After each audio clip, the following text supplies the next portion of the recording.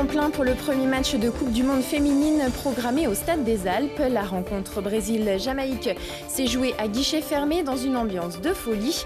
Un peu plus tôt, la fan zone était inaugurée sur l'anneau de vitesse au rythme de la batucada et de la capoeira. Ils sont les petites mains de la compétition, volontaires, restaurateurs, ramasseurs de balles ou encore responsables de la pelouse. Partez à la rencontre de ceux qui œuvrent dans l'ombre ou la lumière de la Coupe du Monde. Et puis déferlement de couleurs pour la fête des Tuiles de Grenoble, une 5e édition sous le signe du voyage, de la culture et de la découverte pour l'un des événements populaires les plus attendus de l'année. Bonsoir à tous, bienvenue dans ce JT du lundi 10 juin 2019. Toutes les heures à partir de 18h10 pour faire le tour de l'actualité du Grand Grenoble. La capitale des Alpes est entrée dans le vif du sujet 2 jours après la victoire des Bleus en match d'ouverture de la Coupe du Monde féminine de foot contre la Corée du Sud. Grenoble accueillait sa première rencontre au Stade des Alpes. Le match qui opposait le Brésil à la Jamaïque s'est joué à guichet fermé devant 18 000 spectateurs dans une ambiance de folie. Score final 3-0 pour les compatriotes de Cristiano Ronaldo. Mais au-delà du sport, la journée a surtout pris des allures de grande fête avec une vague musicale et colorée déferlant aux abords du Stade des Alpes. Et pour que chacun puisse vivre l'expérience Coupe du Monde en dehors de son enceinte, la métropole a pensé à tout, puisqu'une fan zone a été inaugurée un peu plus tôt dans la matinée parc Paul Mistral sur l'anneau de vitesse. Avec ses 9000 mètres carrés, le village sera le centre névralgique des animations jusqu'au 23 juin. Baby-foot, humain, bubble foot, exposition, stand de sensibilisation au handisport et bien sûr retransmission des matchs en direct sur écran géant. Elle était inaugurée ce dimanche au rythme des percussions brésiliennes et de la capoeira, histoire de bien se mettre dans l'ambiance. Même si on a une politique tarifaire extrêmement agressive avec des prix à partir de 9 €, il y a certaines personnes qui n'ont pas les moyens et on en est désolé. Et donc avoir un FIFA Fan Experience dans chacune des villes hautes, ce qui est une première parce que ce n'était pas le cas au Canada en 2015, il n'y en avait que 3. C'est aussi permettre à tous ceux qui n'ont pas l'opportunité d'aller au stade ou pour qui les horaires des matchs sont compliqués par rapport à leurs activités professionnelles, de pouvoir venir quand ils le souhaitent vivre l'aventure Coupe du Monde. C'est justement pour que les Grenoblois et puis plus largement les métropolitains, les habitants des 49 communes, puissent profiter largement de cette Coupe du Monde en dehors des matchs, des 5 matchs qu'il y a au Stade des Alpes. Et puis de montrer aussi toute la richesse du milieu associatif, parce qu'on a travaillé avec l'UCPA à fédérer l'ensemble des acteurs associatifs pour qu'ils soient présents et puis qu'ils puissent montrer la diversité de leurs talents au sein de ce village. Et donc voilà, c'est des activités, des animations gratuites de 0 à 77 ans pour faire la fête jusqu'au bout pour cette Coupe du Monde en dehors des 5 matchs qui vont se dérouler au Stade des Alpes. Oui.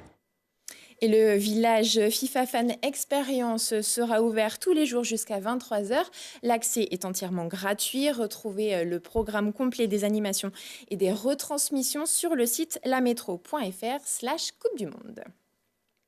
Mais la Coupe du Monde, ce n'est pas uniquement des joueuses sur un terrain. Des centaines de petites mains travaillent chaque jour dans l'ombre pour que tout se passe bien le jour J, de la pelouse aux chambres d'hôtel, en passant par l'animation et les ramasseurs de balles. Mathias Araez nous fera vivre les coulisses de cet événement mondial. Pour ce premier épisode, direction Gières pour tout savoir sur la pelouse.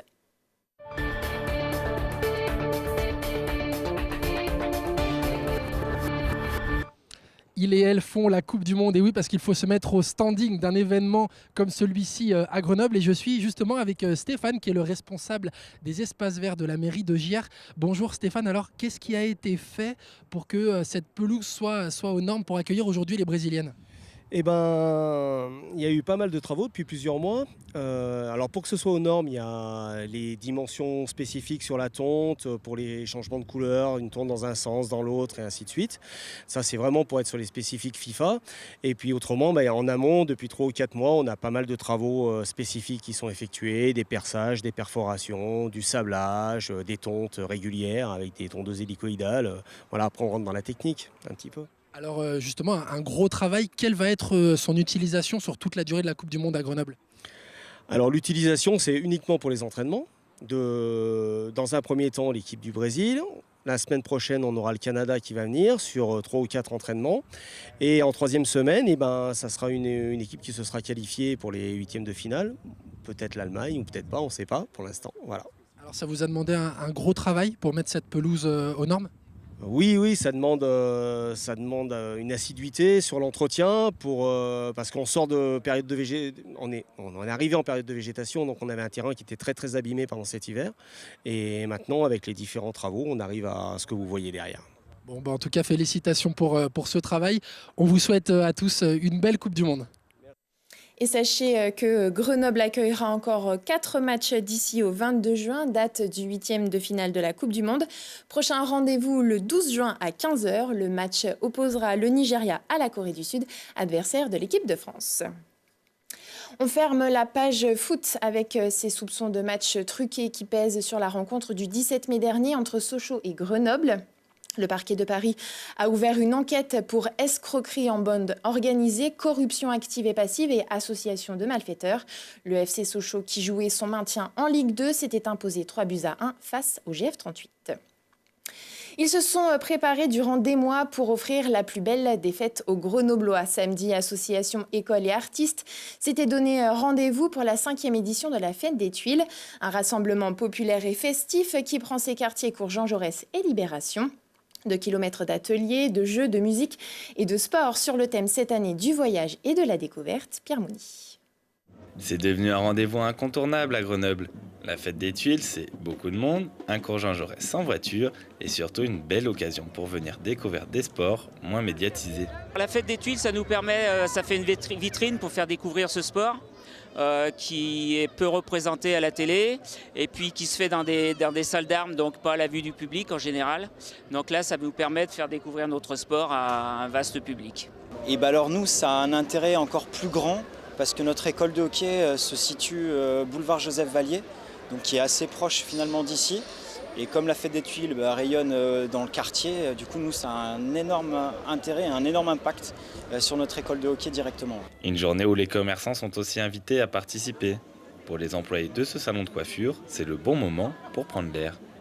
Ouais, c'est ça, ça nous permet de sortir le commerce en extérieur, de changer un petit peu et d'avoir un petit côté festif par rapport à nos samedis bien chargés, enfermés. Ça nous permet un peu d'être dehors. Ça nous permet aussi d'avoir une visibilité. Et puis d'avoir des gens chaleureux autour de nous, c'est agréable. Mais cet événement est avant tout dédié aux Grenoblois. Pour certains, pas question de rater une fête des Tuiles. Je suis venue à la fête des Tuiles pour m'amuser, pour passer un moment convivial avec ma famille. Ça fait déjà 3 ans que je viens et c'est année par année, je trouve que ça s'améliore. Incontournable, je ne laisserai pas une fête des Tuiles passer, vraiment. Les vacances se passent bien. Une 5e édition réussie pour cette fête des Tuiles. Comme l'an passé, ce sont près de 100 000 personnes qui sont venues pour assister à l'événement. Fête des Tuiles, révolution ou vitrine municipale, un message revendicatif porté par les Gilets jaunes qui ont délaissé leur rond-point le temps d'une journée pour s'inviter sur la 3e plus grande avenue d'Europe. Ils ont notamment dénoncé le coût de la manifestation, soit 400 000 €, qui aurait pu financer, selon eux, 800 fêtes de quartier ou de bibliothèques. Loup, y es-tu? C'est un sujet qui passionne et qui divise. Mardi, la Maison de la Montagne de Grenoble poursuit son cycle de conférences consacré au loup. Scientifiques, éleveurs, représentants de l'État et associations de protection de la nature confronteront leur point de vue sur la cohabitation entre ces canidés et nous. La conférence débutera à 20h à l'auditorium de la Maison du Tourisme. D'après les derniers relevés officiels, la France compterait plus de 500 loups sur son territoire. Face à cette croissance plus rapide que prévu, le préfet du Rhône, coordonnateur du plan loup, a annoncé que le plafond de prélèvement passerait de 10 à 17% de la population, soit 53 loups en 2019, une mesure qui est loin de faire l'unanimité. 38 loups ont déjà été tués depuis le début de l'année. Il court après les médailles. 6 ans après sa médaille de bronze aux mondiaux de trail au Pays de Galles, Julien Rancon remonte sur le podium. À 39 ans, l'Isérois décroche l'argent en individuel au Portugal après 3h37 minutes et 47 secondes de course sur un parcours de 44 km et 2100 mètres de dénivelé positif. Malgré un gros forcing dans les 20 derniers kilomètres, il n'a pas réussi à revenir sur le Britannique Jonathan Albon. Un palmarès enrichi d'une médaille d'or quelques minutes plus tard pour l'Isérois. puisque 3 autres Français se classent aux 5e, 6e et 7e places. Un tir groupé qui permet aux Bleus de décrocher le titre mondial par équipe. C'est l'édition de tous les records et pourtant elle reste indomptable. La 3e Chartreuse termine au Rhum s'est achevée dimanche matin sans qu'aucun des 40 participants ne parvienne à bout des 300 km et des 25 000 mètres de dénivelé positif en moins de 80 heures. Le dernier concurrent encore en lice, Imanol Alesson Orbegozo, a rendu les armes après 48 heures et 44 minutes de course et près de 200 km parcourus.